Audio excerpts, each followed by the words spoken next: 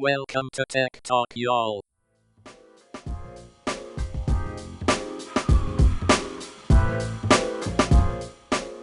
Hello, and welcome to Tech Talk, y'all, episode 388, a production of Edgewise.Media. I'm Sanjay Parekh. And I'm Adam Walker, and we have a very Tesla RoboTaxi heavy episode for you today. Also an AI heavy. We had a lot of AI articles for you today, which I'm interested in. There's a handful of caveats I want to go down, like rabbit holes I want to chase on that. And then of course, obviously we've got our Weird and Wacky and Tech Ricks at the end that are always amazing. You realize that going down a rabbit hole gets you nowhere, right? So I don't know if that's the unless it's a very committed rabbit that's dug all the way through the earth, and then it could get you to the other side of the earth, which I don't know where that would be, and you'd burn up in the middle. But I like to think of it like I'm Wile E. Coyote falling through a hole that comes out the middle side of the earth. No, I mean you can dig straight through the middle of the earth. There's no issues with that. It doesn't get super hot in the middle. That's true. Yes, that's a great point. Yeah, that's all just totally fine. Crackpots that think that. Actually, really, quackpot. No, I like that. Actually, yes. Quackpots. I think if you dig straight down, because the earth is flat, you actually just fall out the other side, and you just fall into the abyss of nothingness is what happens. So like that's it's just the other side of the earth. It's the bottom part. Oh, it's when you flip it. So it's probably on like a couple hundred feet down. So it's really no deal. Yeah. Fine. All right. Speaking of Wile E. Coyote, let's start talking about Tesla. Tesla officially launches RoboTaxi in Austin to a small group of users, charging $4.20 flat fee, which of course it's Elon Musk is 420. Oh my gosh, his obsession with 420 is exhausting. And marijuana, just like, come on, dude. Yeah, and then the next one I think we'll talk about as a part of this is the next two is Tesla's RoboTaxi is live. Here's some of the first reactions, and then Tesla RoboTaxi safety monitor forced to clamber into driver's seat and take over passenger says. So, all right, so here's the thing. It's a robotaxi. It cannot drive in inclement weather. It cannot drive on the interstate. It only drives between 6 a.m. and 12 a.m. or 12 p.m. Is it 12 a.m.? I forget. Yeah, 6 a.m. to 12 a.m. So not between midnight and 6. That's right. Not between midnight and 6. In a very limited area. And I think it was like 20 to 30 cars. And the cars that are out, the robotaxis that are out on the road are all manned by or personed by a person in the front seat that can push a button to shut down the whole thing if things go horribly awry. Right. So they're not really out. They're just kind of out, if that makes sense. So they're driverless taxis in the idea that there's not actually a person in the driver's seat. But they're in the seat right next to it in case they need to just take over. Except in the case of this one person where he got dropped off by his robotaxi, and then the taxi was freaking out because it was in a very narrow space, tight, and it couldn't figure out where it could go. And so the person in the passenger seat had to climb over into the driver's seat and then drive it away in order to make it operate. I don't understand. I don't know if you watched that video, but I don't understand why he didn't just get out of the passenger side through the door like a normal human, and then get into the door. I think it was really tight on both sides. It looked like it was pretty tight, but I think you could have gotten. Maybe. It kind of wedged itself a little bit. I think you could have gotten. But also, if you're going to do that, why don't you use a vehicle where maybe these vehicles don't exist? Are there any vehicles that have a bench seat across the front where you could? I mean, you remember trucks, the old bench seats? Yeah, old truck. I mean, the truck that we have right now, we have a '99 Dodge Dakota, and it has a bench seat across the front. So yeah, I mean, I grew up in big Malibu station wagons, right? So they have bench seat in the front, bench seat in the back. You slide all the way through. Yeah. It's just totally fine.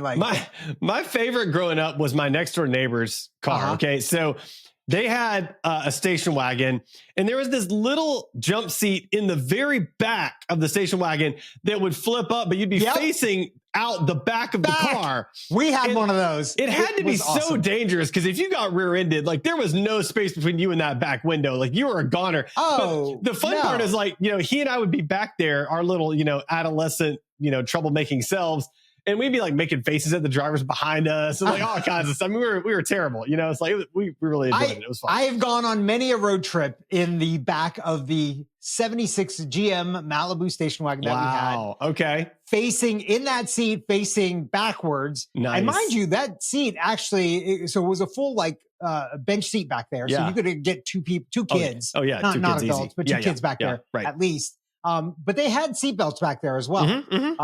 But yeah, you're right. There was basically no distance. But I think the difference is in those days, the top speed limit was not a bazillion miles an hour. Well, right. So if you did get rear-ended, like Yeah. they were going maybe 50, maybe 55 miles an hour. If they were speeding, maybe they were going 60. Yeah. Like you didn't go that fast. Yeah. You were doing 75, 80. Like you get rear-ended in that and doing 75, 80. Like I don't want to get rear-ended in that until somebody doing 45 though. Like I'm going to not volunteer for that at all. But but nonetheless, it's a good memory. Yeah. I speaking of crashes, I don't know how long it is until some of these cars are involved in crashes. I'm going to talk about this in a minute when we talk about one of the next stories. That we've got here. You got to hit the next two stories there. Go ahead. Yeah. So the stories after this is when I'm going to talk about that. But next two stories, Tesla shares soar after first RoboTaxi test rides hit the road in Austin, Texas. And then right after that, Texas stock slips. This is what eclipsed the RoboTaxi hype. Yeah. Yeah. So go ahead. Go ahead. Go ahead. I was going to say, news of the RoboTaxi, stock goes up. Yep. Earnings report comes out. Yep. Stock goes down.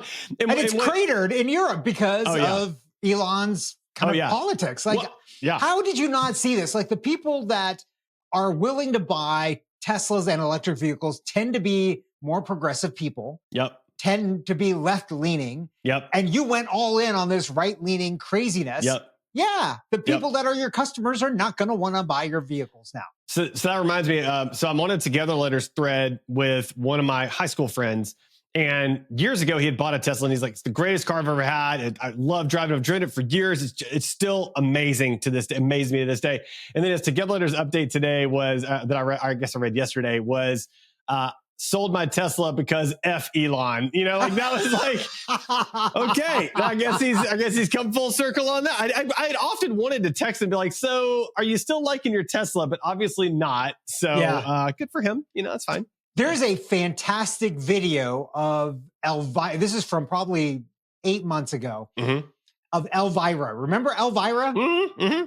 She had a Tesla. Really? And it was emblazoned on the side, basically the same sentiment that your friend had. And it was a video of it being carted away on a tow truck, and she was getting rid of it. And so many celebrities have done that. Like many, it's wild to me. Yeah. I'm pretty sure it was Elvira. Like it stood out to me. I was like, oh, that's interesting. I didn't know she was still doing stuff. Yeah, who knew? So who knew? Yeah, there you go. Well, what's not getting carted away on a tow truck, hopefully, is Waymo's RoboTaxis are now available on the Uber app in Atlanta. So hopefully they don't get set on fire either. Yeah. We're different than LA. Yeah, you can legit take a full driverless. Now, this of course has limitations too. You can't drive to the airport, only within a 65-mile radius, no highways, that sort of thing. But it's not by where you and I live. I looked at the map. It's nowhere near us. It's like Buckhead and then south. So it's that's kind of in the main part of the city. Right. So here's the thing. Have you seen these out on the road yet? Oh, yeah. Yeah. They look cool. Yeah. So I've seen them too. Here's the problem. They drive the speed limit, which normally very slow. They are very slow. It's not a problem because look, you're supposed to follow the laws and the rules and stuff. That doesn't work in Atlanta. Man, in Atlanta, driving the speed limit is like the kiss of death. I think what is going to end up happening here is we are going to get more traffic because of these vehicles because they're all following the rules. Can you imagine a car legit driving 55 on 285? Like crushed. You're going to get straight run over. Like it's a terrible idea. Yeah. Yeah. And now I got to say, most portions of 285 now are 65 miles an hour. That's true. Yeah. So, and there are some portions that are varying speed limits. Right. But I don't think it goes over 65. No, I don't think so. No. Like on 85, it's 70 miles an hour outside of the perimeter. So, of course, people drive like 95 miles my gosh, man. an hour. So fast. Because clearly you drive 25 miles over the speed limit. Yeah. It's so crazy. So this is the thing that I was thinking about the other day when I saw the Waymos on the street. Now, because I saw one and I was like, man, that is driving so slow. And then I was like, oh, wait, that's the speed limit that it's driving at. As you fly by. Yeah. Boom. Oh, what was that? There was a white streak went by me. I don't know what happened. I don't even know. I did not fly by it. I was on the other side of the road, jammed up in traffic. But then it occurred to me, I was like, oh, these things are going to cause more traffic. They're going to cause more slowness on the roads. Yeah. because of this. So Probably I don't know true. which way this goes. Does it hit a tipping point, and then we're like, all of us are like so frustrated in driving that just like everybody gives up their cars and then it just goes straight to the driverless? I do or think do we just start setting them on fire? Like it's one or the other. I think it hits a tipping point when there are enough autonomous vehicles that ghost intersections are no longer a thing, because so much of traffic is caused by ghost intersections. And once that is eliminated, because you have cars like driving appropriately, I think that'll actually significantly help the flow of traffic. But you have to have a lot of autonomous vehicles on the road in order for ghost intersections to be largely eliminated. Wait, so right? what's a ghost intersection? So ghost intersection is when you're traveling on an interstate, this happened to you many times, I guarantee. So you'll be on an interstate, you'll hit standstill traffic, it'll be stop and go for 2 miles, and then suddenly it opens up. There's no ramp, there's no nothing. That's a ghost intersection. And what has happened is that somebody ran up on the car in front of them and then had to slam on their brakes. The person behind them slammed on their brakes a little too hard. The person behind them slammed on their brakes a little too hard. And it has this compounding effect that actually stops traffic completely when there was actually no traffic that existed whatsoever. And it's called a ghost intersection. Interesting. And so what'll happen is there won't be ghost intersections anymore because autonomous vehicles aren't dumb enough to drive aggressive and to slam on their brakes and all that other garbage. Yeah. That's better than what I saw the other day, which was a 6-car crash on a road, not even on the highway, because people were being dum-dums and driving too fast and then not paying attention. And that's no good. Just piled up right there. That's no good. Yeah, no good. Craziness. I think you're next one. Something else that's crazy, but maybe not crazy. I don't know. ChatGPT Record just launched for pro users. Here's why free users could get it next.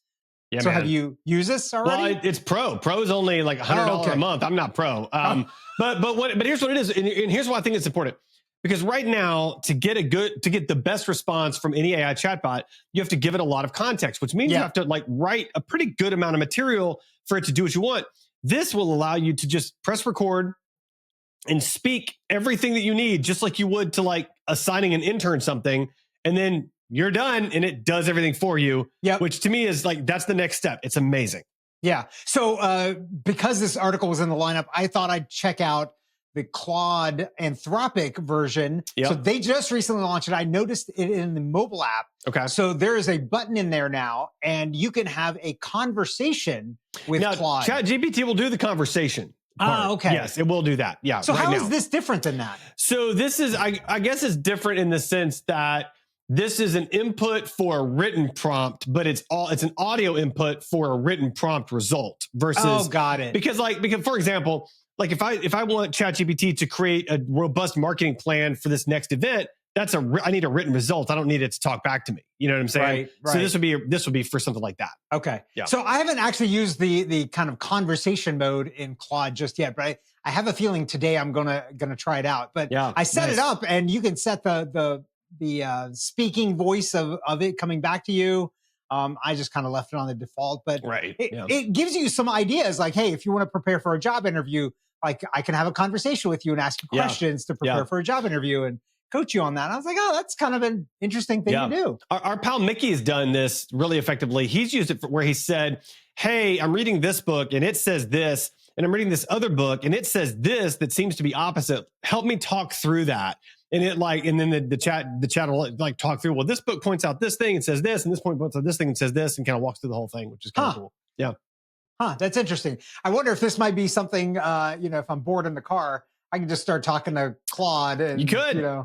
It's like, I need to call somebody. Who should I call? I should call AI. Boop. Here we go. Let's call AI. It's going to be great. So, all right.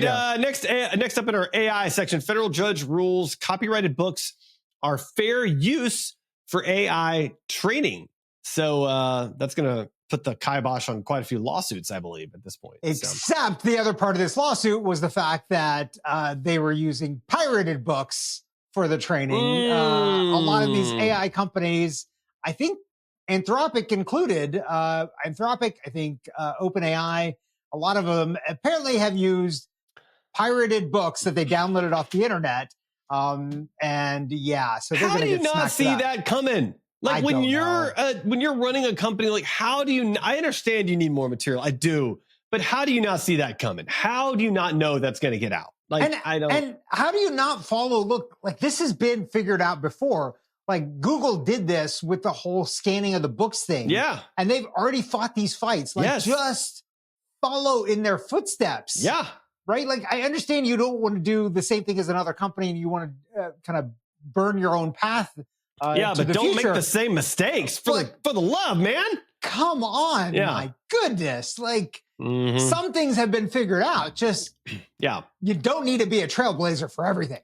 But they could for this, which is Anthropic now lets you make apps right from its Claude AI chatbot. So you can vibe code in Claude and then see the results in Claude. But I wasn't clear how if it can be deployed. That was my concern. Is like that's the thing. Actually, you can actually share those. So so inside of Anthropic and inside of Claude, you can ask it things and it will create these things called artifacts. Artifacts are basically anything. You can have it create a document. You can have it create a program or whatever. You can tell it to analyze this thing and it'll write script. It'll write JavaScript or Python script or whatever it is to do that analysis for you. And then it runs that on that thing. Right. So now you could actually have it build a small little app inside of one of these artifacts. And then you can share that artifact with other people so they can run that code too. And it runs completely inside the browser. So, even though it makes, Python script or whatever JavaScript in there,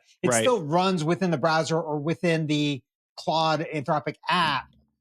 So you don't need to like do anything to run these things. So that's essentially what they're doing. So very simple, kind of forward-thinking, easy to use little apps that you can do. I think this could be useful for people and for companies like, hey, I just need to analyze this set of numbers or whatever like that. And you don't want to crack open Excel or maybe don't know how to use Excel. Apparently, I've learned recently that there are humans like this. I don't really understand.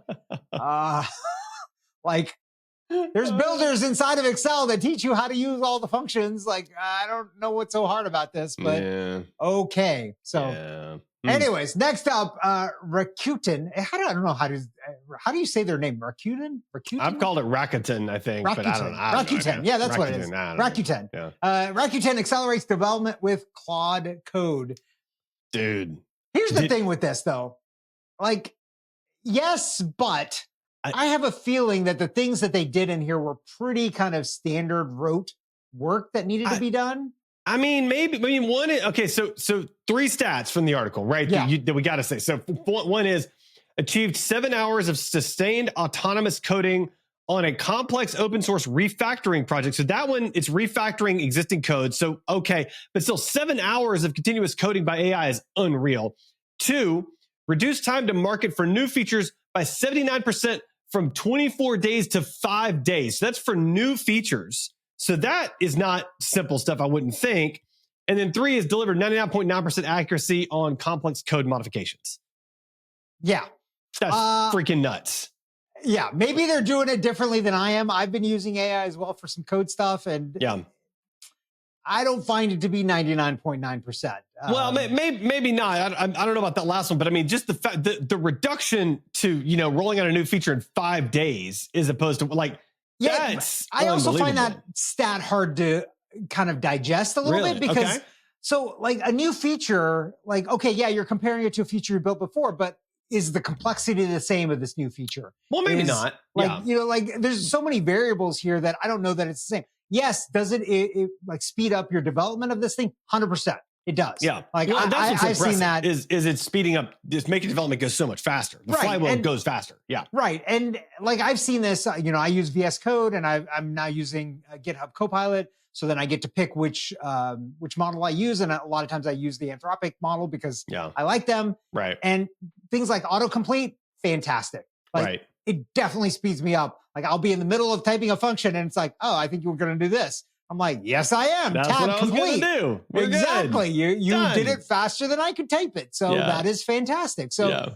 I mean, yes, definitely so. But the thing that I think is missing here is that when you're developing something that takes a revolutionary leap, not just an evolutionary leap, I don't think AI can do that, right? Like, I don't think it's there. Yeah. Like, you can't just tell it, like, build me an app that will make me $1 million a month, right? No, like, you gotta have the thinking behind it, right? But it's the fact that it can do it so fast and add even I built, the Study Sync, that like little study app, and I rebuilt the website using a vibe coding tool, Lovable, the other day.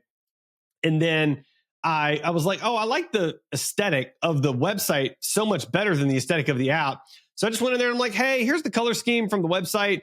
Update the app and make it look more like this. And it just literally 30 seconds later, the whole app's reskinned and looks like, I'm like, oh, perfect. Thank you. That was great. But that would have been an insane amount of work for developers back in the day. I mean, just so much work. So it's just wild to me how fast stuff is. So, yeah, it's pretty amazing. So, all right. Speaking of amazing, and I think you're going to appreciate this more than I am, so you can walk us through this.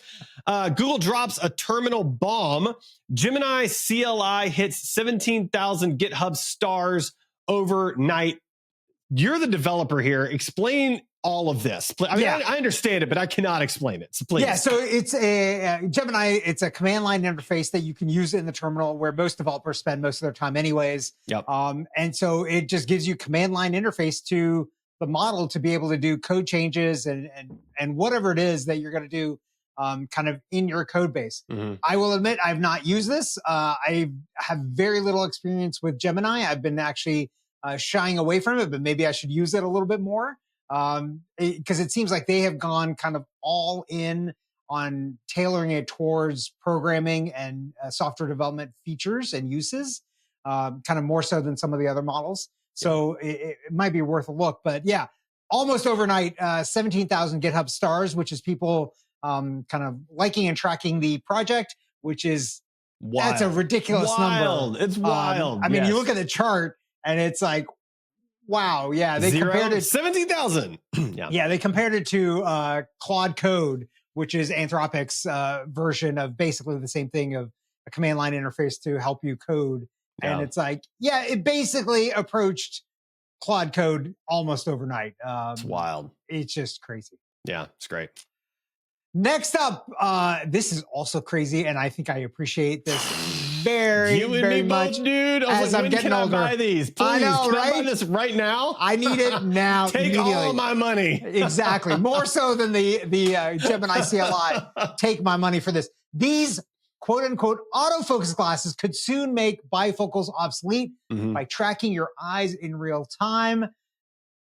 Oh my God. Yeah. So basically they've come up with a material that, they'll track your eyes and then the focus and adjust the lens so that everything is in focus. Yeah.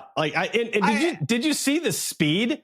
So it talked about it said something like it normally takes your eyes like 0.4 whatever to focus. 0.4 seconds. And so the glasses can do it in 0.2. 0.2, yeah. So they do it, they focus faster than your eyes do, which is right. I'm like, wait, what? And it has to be that, otherwise it would be like, discombobulating when things are out of focus and in focus. Right, yeah. So, but as you look at something, boop, it's going to be in focus before you even focus on it yourself. Before your brain even knows what's happening. Right. Yeah. Yes.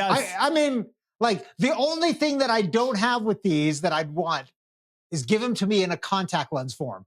Right? That's the only other thing. Because the future is smart glasses, you're going to have to go to some smart glasses at some point, man. I'm telling you, it's coming. We keep talking. You're going to have glasses. Why can't you just put them all in the contacts? That'll be the next phase. Overlay the heads-up display so that above everybody's, like the version that I want is where I can program it, and above everybody's head is their name and how to say it phonetically. Yes, and then I will know everybody's name. Well, but I mean, everybody's name. The progression is for sure, in my opinion, the progression is going to be smart glasses and then some type of smart contacts with like some kind of like smart earbuds layered in that like they're together or something like that. I mean, that's for sure going to happen. It's just a question of when. So smaller and smaller earbuds and things like that. By the way, you mentioned Rabbit Hole before, and I think you've watched the show, and I watched the show finally. Okay. Rabbit Hole. Did you watch that show? Oh, I did, but I don't remember. Doesn't have Kiefer Sutherland in it? Kiefer Sutherland, right? I don't remember anything other than that one that has Kiefer Sutherland in it. That's all I remember from it. So a lot of the people had little tiny headset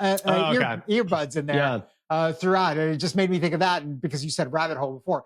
I finished it. I think it's a limited series. It was only like 8 episodes or something like that, but thought it was actually really, really good.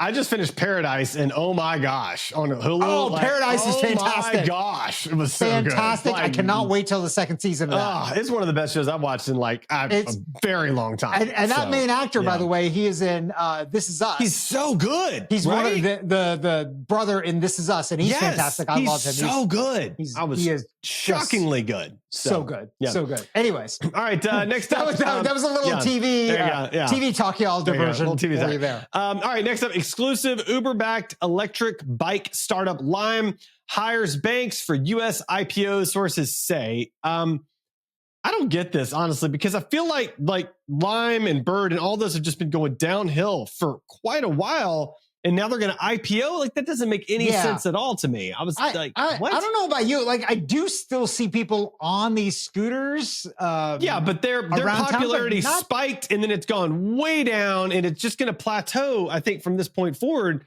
I don't see any upside. Yeah, I driving around Atlanta, I don't see like the just very rare, ridiculous jumbles of these scooters and bikes and stuff like that like we used to see. And I'll say this, I actually see more privately owned electric scooters now than I ever have before too, which is to me also kind of shocking and very unusual. So but I think it makes sense because I think the affordability of those things has come down quite a bit. You can get a really good one for like $400. And exactly. So great. Yeah. Why pay like whatever it is, a couple of dollars an hour? Yeah. Because if you're going to ride this a lot, like it just makes financial sense to go that way. From work, just buy it. Be done Whereas, with it. I think if you kind of looking at our entire episode here, and we're talking about all these kind of mobility things, if you think about the vehicles and the self-driving things, like cars continue to get more expensive, honestly. Like, like with a lot of this technology and features and stuff like that. Whereas these scooters, so like the thing that makes sense is like, this is really not an ongoing segment where these rental scooters and rental bikes really do make sense. But the self-driving cars and the Ubers and things like that for vehicles does make sense because honestly, it's a lot of money that you're going to park in a asset that you don't really need 24 hours a day. Well, speaking of mobility assets, we got a really good one coming up in Weird and Wacky, so make sure y'all stay tuned for that. But between now and then, please continue. Next up, something that Elon Musk is, again, not going to like. Forget Starlink. This Chinese satellite internet tech is capable of 1 gigabit per second speeds that are 5 times faster than Starlink, that is. This is great. Game changer. Yes. Yeah. That's faster than what I'm running at this moment, I think. Like I think I'm supposed to have a gigabit, but it's for sure not, most of the time. So. Probably you're on fiber then, obviously. You're probably pretty close to a gigabit. Close, but it's not quite there. But I think a lot of for people out in farms and stuff like this, this is game changing for them. I mean, this is great. So the only challenge though here is this is Chinese tech. And so then are we going to get it? Are we worried about like the worried about them eavesdropping on everything that goes, every bit that goes through it? Yeah, that's true. Exactly. Yeah. But hey, look, the technology's out there. If they've been able to figure it out, I'm sure there's other ways to figure it out too. Yeah. And maybe it'll be even faster.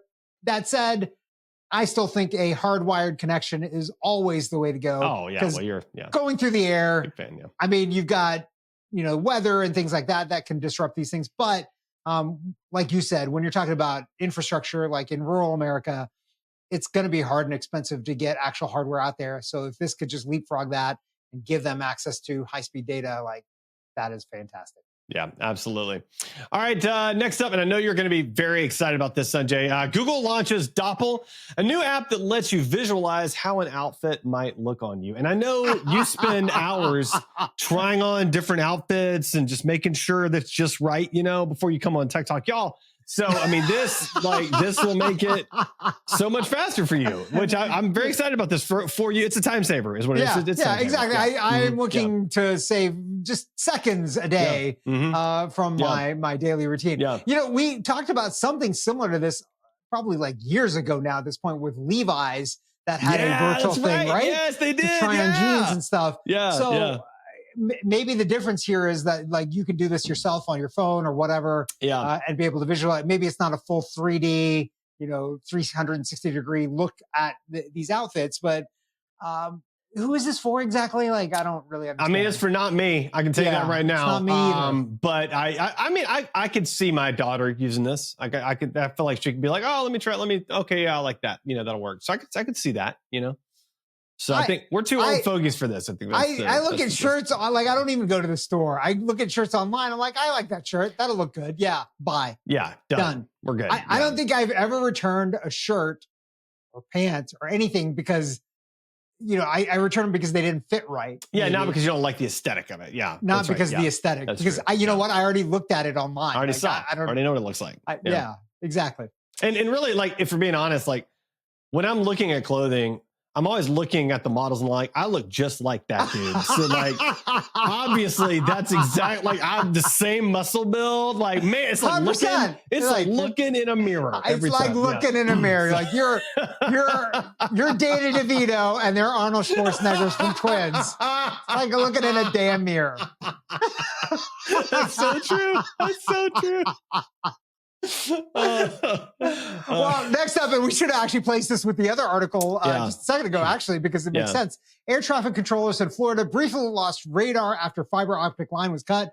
Clearly, they need that Chinese tech with the satellite 1 gigabit connection because then there's how does a fiber optic line going to an airport get cut like that? Well, look, that feels like they get routed a lot of different ways. Right. And so what's surprising to me, though, about this is like, so I've been involved in some of these things where they have fiber optic lines, and we've done planning in certain places, where we talk about like the routes of the fiber lines. And so like going into a building, we'll talk about the routes and be like, okay, well, this fiber company can come in through this entrance. So this one's coming through in the other entrance. So we're going to get connections with both of them. Yeah. So that if one side of the street, they're doing road work or something and they cut our line, we still have the other route. Yeah. Like, how does the airport not have like, redundancy? Redundancy. Yeah. Coming in from two to, like, you got a backup system for the radar thing, but that doesn't really help if the next like single point of failure is the connection to the world. Yeah. And what is going on over there?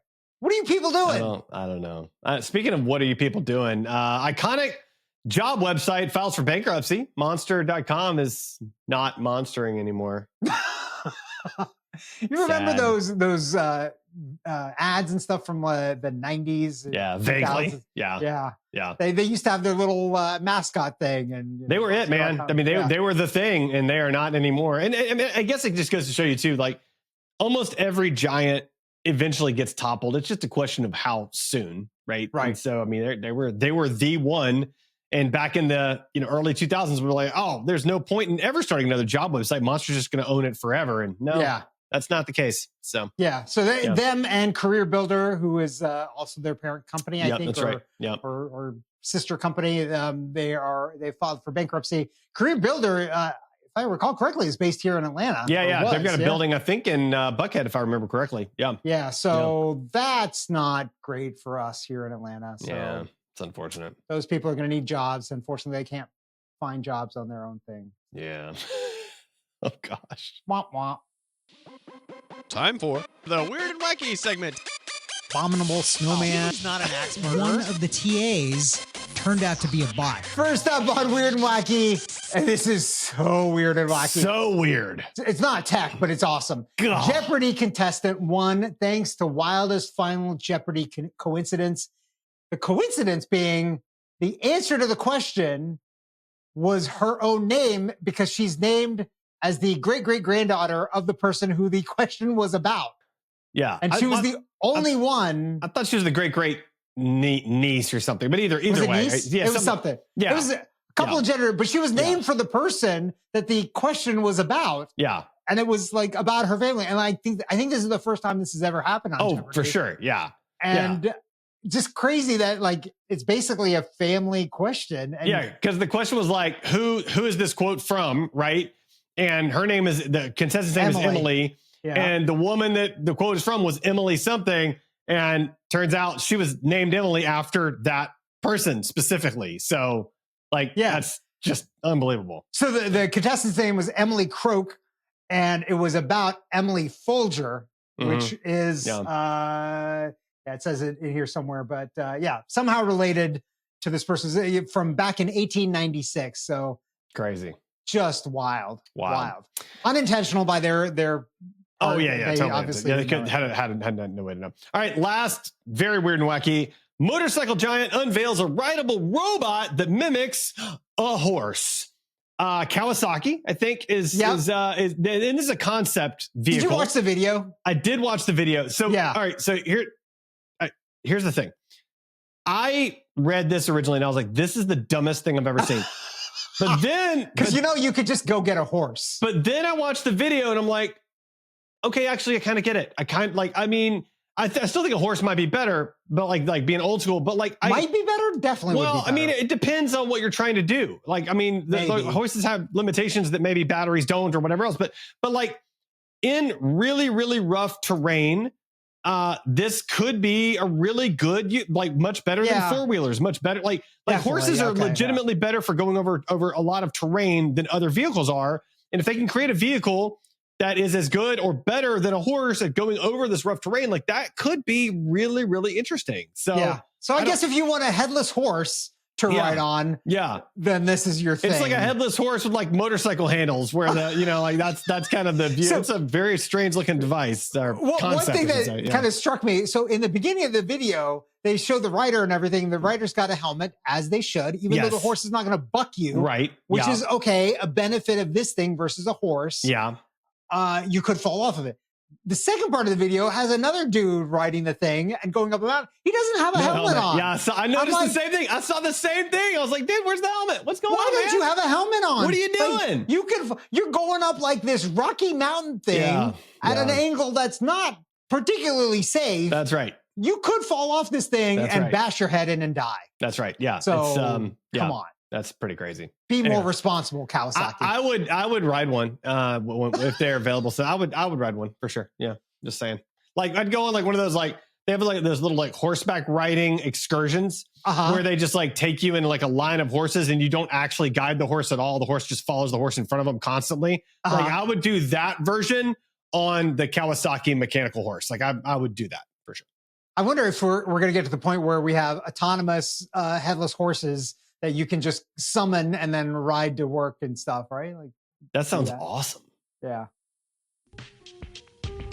Tech wreck, time to get your tech wreck. Tech wreck. Chicky. Tech wreck. Time to get your tech wreck. All right, Sanjay, it's tech wreck time. What do you have for us this week? So we have made a shift and move on TogetherLetters for our help desk software in the back end because the software that we were using previously decided to do away with their free version. And so I refused to pay them. And so, because I'm like, we don't really use it enough. Sanjay's like, you're dead to me. That's what he's saying. Dead to me. He went all Godfather on him, went to the mattresses, and no, I'm sorry, go ahead. Go to the mattresses. You're going to sleep with the fishes. Yeah. So yeah, they're dead to me now because honestly, we didn't use it enough. Like, the amount of customer support emails that we get for TogetherLetters is so small. So I went on the hunt to find something that would actually fit what our needs are. And I found this thing, Help Scout. Which I got to say, I wish we would have found a lot earlier. I should have went and looking for this thing because the design is so much better and cleaner. I think it's just a little bit more of a joy to use than what we were using before. Yeah. And they've got a free version and it's totally fine. It's 50 contacts a month are free. Oh, that's great. Yeah. We don't get anywhere near 50 contacts a month. And so I think this is probably going to be our help desk software that we use moving forward. Yeah. And when we breach that number, which hopefully at some point we do because we have so many users and they'll be emailing us for help, I'm going to be happy to pay for this. But if you're looking for help desk software and you want to try something out that's free and then maybe grow into it, try out Help Scout. It seems to be very well designed. I might try that out for StudySync. That could be really helpful for that. Yeah. That could be great. Okay. Yeah, it's a great little software, and it was easy to set up. It didn't take nearly any time to get it all going. So fantastic. Well done. Okay, great. What about you, Adam? What do you got for us this week? I'm going to recommend InVideo AI. It's a video creation tool, and basically you just put in a quick prompt, and it will create a pretty good video using stock video footage. And here's what's impressive to me about it. I did this for a client just as a test case, just to see like what does it create. And I put in the vision, the mission, and some of the stuff. And it created this I think it was a 70-second video. But what was crazy to me is like it would come to a part in the video where it talks about like, creating a community of collaboration. And then it would have like a women like with their hands in the middle, like they're a team. And then it was like talk about like cybersecurity, and it had like a perfect cybersecurity clip in the video. And so it did a really good job of matching up the video clips with the narrative that it created for the voiceover. And it did all of it seamlessly. And I think I created the video essentially for free. I mean, it's watermarked, but still like for free. And I mean, this is a video that if you paid a videographer to do would cost quite a bit of money. So it's all B-roll type stock footage stuff, but the quality is out of this world. So it's worth checking out. If you're trying to create some videos for marketing, it's worth checking out. So it's not actually creating the videos. It's just using stock videos to That's right. kind of fill it all in. That's right. Yeah. Okay. Because the AI generated video with voiceover is cool, and the Google one's cool, but the Google one's limited to 8 seconds right now. And so like you can't create a 60-second, because I actually went and did a free trial to compare it to the Google version, and you can't do it's an 8-second video clip. And I'm like, that doesn't do me any good. And I don't want to do a bunch of 8-second clips and string them all together. That sounds awful. Right. So, and then you got to worry about people with like 6 fingers on their hands and things like that. Well, I mean, have you seen these video clips from the Google generative AI? Like they're really good, actually. They're really good. Yeah. But I mean, people are making them over weeks of time with just 8 seconds at a time. So it just takes a long time. I don't want that. All right, Sanjay, how can our listeners find and connect with you? They can find me at sanjayparikh.com. What about you, Adam? Find me at adamjwalker.com.